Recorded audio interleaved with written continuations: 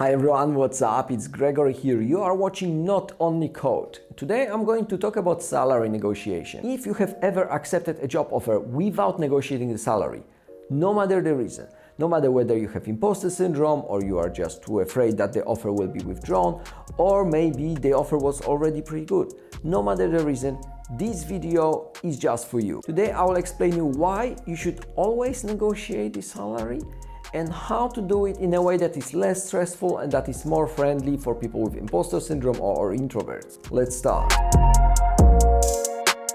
In order to understand why you should always negotiate, let's think about the negotiation from the company's perspective.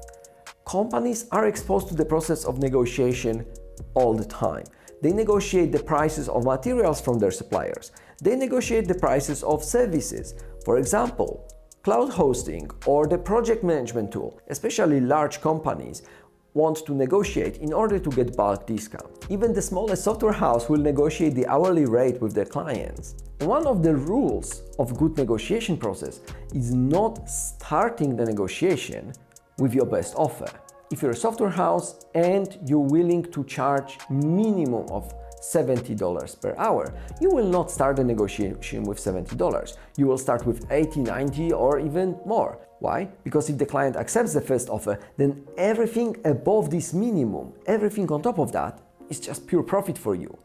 And if the client doesn't accept, you have a room to move. You have something that you can say, hey, just for you, we will cut this 10% or something like that. The same applies to job offer negotiation. The company has certain range and they will make you an offer that's not on the top of the range, hoping that you will accept it.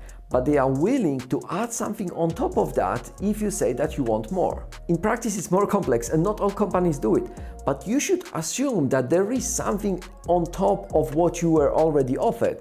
And you should always check whether the company is willing to give you a bit more. If you accept the first offer, you are leaving this buffer, you're leaving this money on the table without even asking if it's there. Often the counter argument to that is that people are afraid that the company might just break the negotiation, that if you start negotiating, the company will say, you know what, we don't want to hire you anymore. We take offer off the table. And of course, if it's the only offer that you have, and if you've been looking for a job for a long time, that's something very scary. But look at it from this perspective. The company offers you $100,000. You ask them for 120. Now the company cannot give you anything more. Let's say that 100,000 is the top. Now they have two options. They can say, look, we cannot offer anything more at this point, but the offer remains and we hope that you will still join us. Or they can say, we cannot offer you anything anymore and we don't want to work with you anymore. We don't want to hire you. If they choose the first option, then there is still a chance, maybe 5%, maybe 50%, that you will still join the company.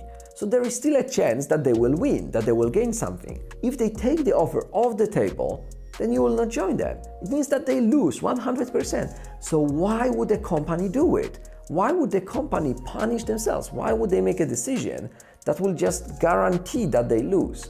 Of course, some companies will do it because they're not acting rationally, but they're in very tiny minority. And let's be fair, do you want to work for a company that throws the tantrum just because you wanted a little bit more, you wanted to negotiate? These companies probably look for people who will never stand up for themselves, who will just work for lower salaries constantly, and who will just accept anything that the company throws at them. So let me sum it up. You should always negotiate the salary because first, there is a very high chance that you will gain something on top of what you were already offered.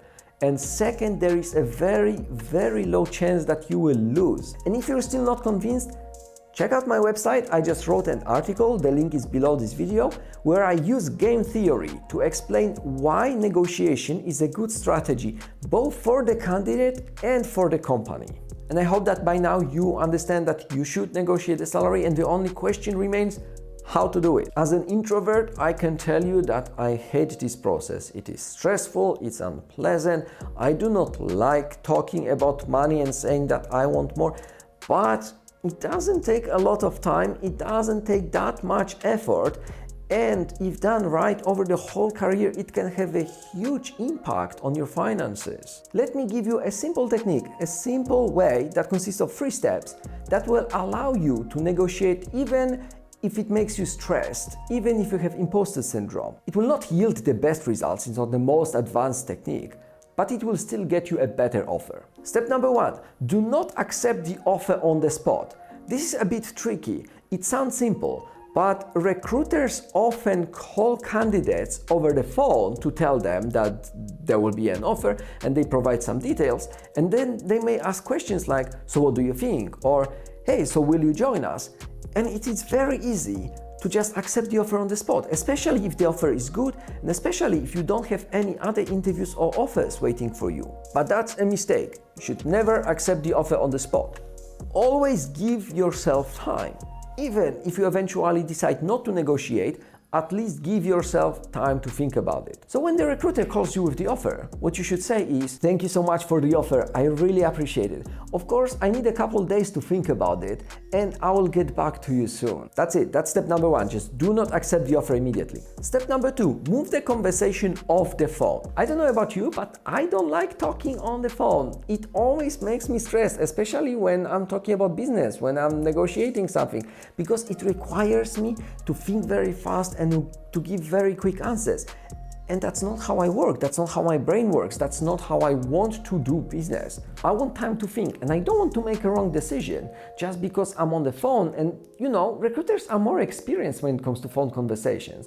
They know how to make you excited about the offer and how to increase the chance that you will actually accept it. So this step is about moving the conversation to a more neutral ground. And the most common way of the asynchronous communication in that case would be email. So in this step, what you need to do is to ask the recruiter to make sure that you will receive the offer over the email so that you can look at it. You can do it like this. Thank you so much for the offer, I really appreciate it. Of course, I need a couple days to think about it. And can you make sure that you send it to me by email so that I can look at the numbers again and compare it against the other offers? Most companies would send you the offer in writing anyway, but some companies don't want to do it unless you verbally accept the offer. In that case, you should tell them that they don't need to send a formal offer, they just need to send the most important details so that you can have it in writing. And finally, the most important step number 3, ask for more. It sounds trivial, but this is the most stressful step, because up until this moment, you can still accept the original offer. You can still say, hey, yes, thank you, I accept it, without a negotiation. That's why this step is so stressful, but also that's why we move the conversation to the email, because saying that you want more over email is easier than saying it on the phone. When replying with a counter proposal, you don't need to write an essay, you can just write a couple sentences. You can say, hey, thank you for the offer, but in order to accept it, I would like to get a higher salary. Here's what I have in mind, and then put the numbers that you want. How much more should you ask for? That's a complex topic, and that depends on a lot of conditions. You know, if you apply to a larger company, maybe you can find some resources where you will be able to compare your offer against the other ones. If you apply to a small company, you can at least look at some market ranges. You can use the leverage of the other offers if you have any on the table. And if you're absolutely clueless and you just want to negotiate conservatively, you can ask for something between 10 and 15% more.